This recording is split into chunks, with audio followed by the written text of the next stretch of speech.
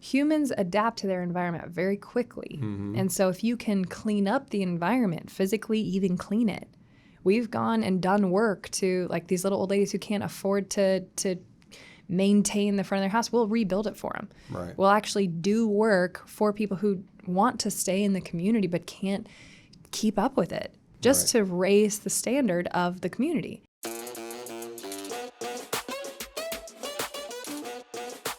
In the last episode, you were kind of discussing about Gandhi.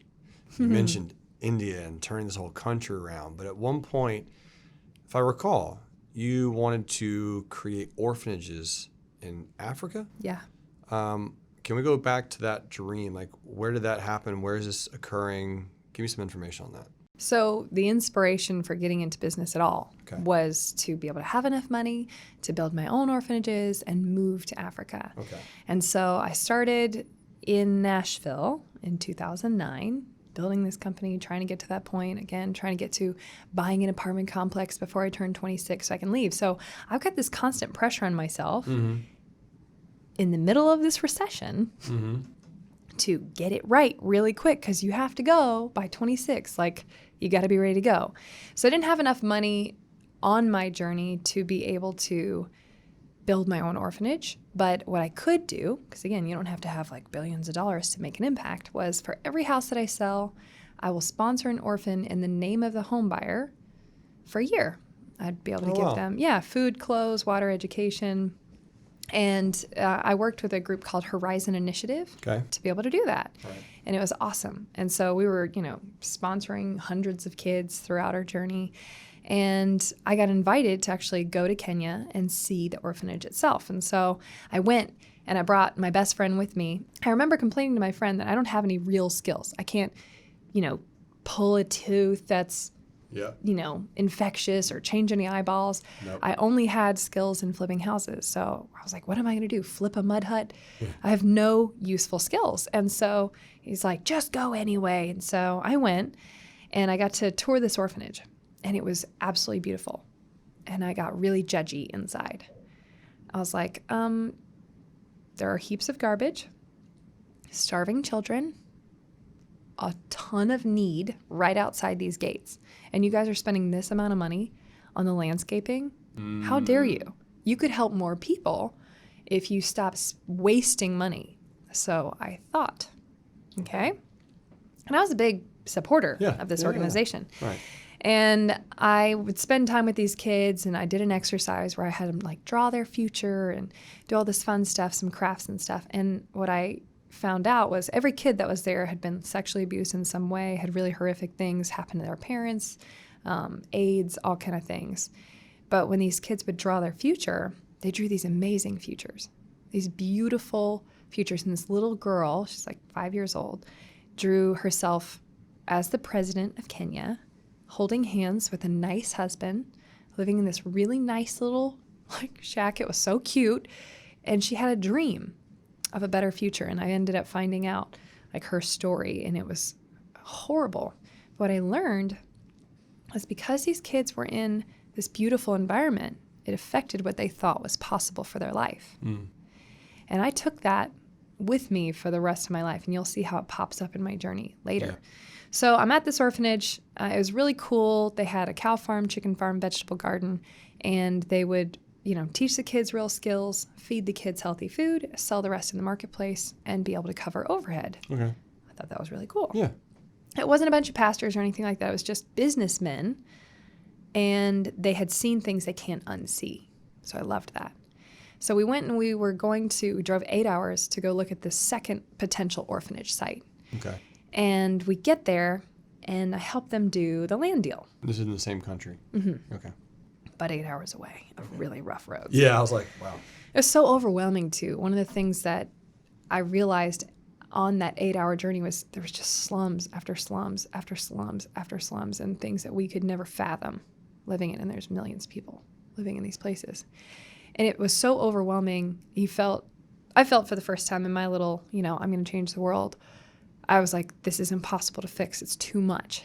I started having these scary thoughts. Yeah.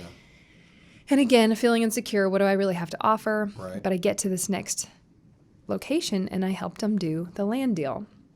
And then I helped them create the site plan on, okay, where do the kids live? And then I helped them do a market study to say, should we do a chicken farm or a tilapia farm? How do we not flood the market and destroy all the jobs, but be able to create enough revenue to cover the overhead? And then I helped them create the architectural plans, which was reinventing a family model versus warehousing children. Mm-hmm. And I realized that God had been giving me this journey that gave me all the skills to really be able to make a difference versus just, a one-time thing, which is still hugely impactful. Sure. But I had no idea I would use my real estate skills. Over there. Yeah. And what I found out later was just because we had tied up this site a year later, we didn't even touch it yet. The team went back and found that this was the most, originally impoverished area around. Like the parents were selling their kids for $25, or 2-year-old little boys and girls for $25 into sex trafficking, knowing what was going to happen to them, but without it, the whole family would die. That level of desperation was in this area, which is why we picked it. And we came back and there's this thriving economy. What the heck is going on? If this was the perimeter of our land, all these businesses moved in and we're like, what the freak? Found out because the rumor on the street was that the Americans are investing in this spot. There must be, it's kind of like gold in them hills. There must be something there we don't see. And so the community moved all their businesses in, and it became one of the wealthiest areas. Oh, wow. They no longer had to sell their kids, and it just caught a really good fire. And what that taught me was the power of real estate development. If you really want to solve human trafficking at its root, or poverty-related issues, or some of the worst atrocities in mankind, it's through the creation of opportunity. And you can create opportunity by creating hype through investment in an area. Mm-hmm. We hadn't even broken ground. And so I asked myself, that's too cool. Whoa, the thing that I really care about, I can solve through my gift. That had to fire you up. And I never cared about real estate. I'm going to confess it now. I've never given a crap. I still don't, really. It's not even it's not the thing. The thing is human trafficking. The thing is ending world issues. This happens to be my vehicle to get there. But I was sneak attacked by God to learn all the stuff that I thought was just a means to an end. I thought it would just make me the money I needed. But I have this skill set now to shift areas and help solve these problems at their root. So it was the biggest game changer for me in my thinking. So instead of just doing a house here, because it was a good deal, I asked myself, how can I practice taking hopeless places and making them economically self-sustainable in my own backyard? How can I practice that? And so I got into these new projects with a completely different attitude. I didn't even care anymore. I mean, of course, you had to be profitable to keep going, but it was never about that, because it wasn't about making the money to then go make a difference. It's how do I make a difference and make enough money to keep going? Correct. How do I practice and learn transformation and mindful revitalization towards creating opportunity, not just the change. It's also creating opportunity. And so I started buying up the areas that the banks wouldn't even lend on.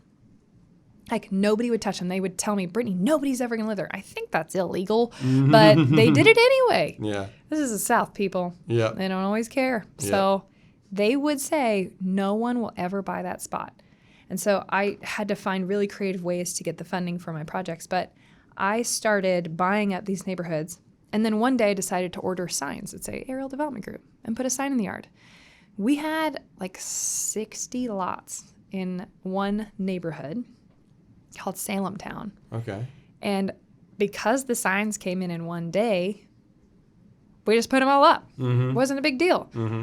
A journalist happened to be driving through the neighborhood and was like, oh my gosh, this is going to be the next frontier. Wrote a story about it. And then the area went gangbusters. We'd specifically targeted, we'd work with the police to understand where the worst crime was. What was the worst of the worst of the worst crime? And we would buy those houses, or the completely abandoned houses. It was never like the sweet little old lady's house that wants to stay in the neighborhood. That was not it. Because I understood if you can not make this one spot the crime neighborhood. Yeah. If you can make it a safe place, Yep. and you literally just clean up trash. Like my team, doesn't matter what they make per hour, would go pick up trash off the street. Then you shift the environment, Yep. you shift the thinking, and people start to raise their standards. Mm-hmm. And so Yes. we started completely Yes. transitioning neighborhoods. And when that press went out, it was amazing. And what I realized is people are sheep most of the time. This sounds evil, but it's not. People want to know that somebody else is doing it first, to have the faith enough to invest in a Absolutely. spot. It's Absolutely. crazy. So that began my journey in revitalizing areas and having a totally different view in how to create jobs and more economic sustainability Wow. than just flipping a house. That is magnificent. That really is. That's amazing, because you're talking about this transformation that you didn't even think was going to be happening. And so you go over here, Africa. Well, I don't have any skills. Nope, you do. In fact, you have all the skills that you need, and you take that same idea and implementation and thought process and bring it back over to Nashville, Tennessee, and start implementing and figuring out a way to create that same shift and impact here. It's amazing. And it's always, how do you create a hand up, not a handout? Because I think handouts destroy human dignity. Yeah. And so agreed. how can you make places that may not be able to afford things be able to afford things? By bringing in the education, the resources, the opportunity. Yeah. Just like that area. Same people lived there in Africa, Yep. but they just had new opportunity. They had new education. They had new access. Because people, if they want it, will pull themselves up. If you reward them for not pulling themselves up, they're never going to do it. And that's that handout. Yeah, Right. And so you can't just say, hey, you haven't done anything. Here you go. right. But if you give people a reason, a cause, a mission, something to strive for, I love what you said about the standards being raised, because when you start raising standards, as Tony Robbins says, that is a phenomenal way to have the quickest shift and the biggest growth in your own life, is you just say, I will not stand for this anymore. This is where my new standard is. Right. Right. And have you ever walked in like a junky bathroom in a gas station and it's just toilet paper everywhere Yeah. and gross stuff? Yep. If you drop the toilet paper on the floor, you're just kind of like, I don't really even want to pick it up. Sure. But if you go in a really fancy hotel Yeah. and you drop something, you pick it up because the floors are shiny, everything's nice. Humans adapt to their environment very quickly. And so if you can clean up the environment, physically even clean it, we've gone and done work to, like, these little old ladies who can't afford to maintain the front of their house, we'll rebuild it for them. Right. We'll actually do work for people who want to stay in the community but can't keep up with it, just to raise the standard of the community. It's amazing. And then people just think different. And it was that little girl that taught me that. It doesn't matter if you lived in a garbage heap or raped all the time, your parents die in front of you, doesn't matter what even your background, you can shift based on your new environment. It's crazy. Yeah. So resetting the standard can create opportunity because it creates faith that there's change happening and you should get on board. Incredible. Yeah. I mean, we're talking sheer power at this point. So but when you're doing this, you're probably, I mean, my estimation is people are probably taking notice at this point and they're starting to try to figure out how to do it with you, maybe? Yeah, I mean, it's its own thing. And there's a right way to do it, there's a wrong way to do it. And that's why I say mindfully revitalizing the urban core. Yeah. And there's a lot of not great developers out there. You actually asked me earlier about gentrification. Yeah. I'm going to bring it up. Yeah. Because there's a good way to do it and there's a bad way to do it. There's a way to invest in a community that raises the standard, that helps create opportunity, that makes areas safer, that says that these kind of behaviors are not acceptable. So you step up. Step up. Here's more opportunity than just drug dealing. Yeah. There's more education than everything you had to have known. This is America that I'm talking about. Yeah. So it's really important to master plan and understand the effect that your approach in a neighborhood is going to have. Yeah, the master plan, that's a big piece of it. It's a big deal. You can't just flop in and flop out. Like you got to understand your effect on the community. You have a lot of power. Yes. And so I speak a lot and I teach a lot because I want developers to understand that you're shifting communities. And even if you're not shifting something, if you're building something from scratch, you're affecting environments that affect mindsets, that affect futures. So be intentional. Don't cheap out. Don't cut corners. Care so much about the way in which you bring something to life, because you are going to affect the future. And what we're doing now is we're actually doing still really ballsy projects that people would say are idiotic sometimes, but they're case studies for the way in which to design in intentionality. So we're building the first truly green neighborhood. Yes. We built the first health and wellness development in Nashville. Tennessee was number 4 in the nation for highest rating of obesity-related deaths. 1 out of every 5 people at the time when I started this development were dying of obesity-related diseases. Wow.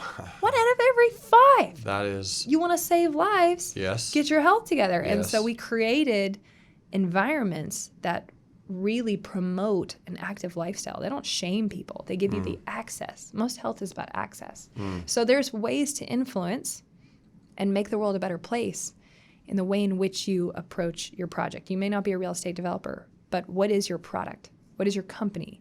What is the effect of your operations? And Ask what are your yourself. standards? Yes. Yeah. How can I be just so more intentional to be able to create the change that I want to see in the world? You have that power. Back to Gandhi. I love that. Thank you so much for sharing that. That's incredible. Again, listeners, viewers, people who are here, I'm over here just soaking this in. I really hope you are as well, because that is what this podcast is for. Going from broke to woke, understanding all the mental hurdles that can hold us back, and that is one of them right there. Standards. Raise your standards with whatever project it is that you're focused on, and your life can absolutely turn out for the better. Thank you for sharing that episode with us.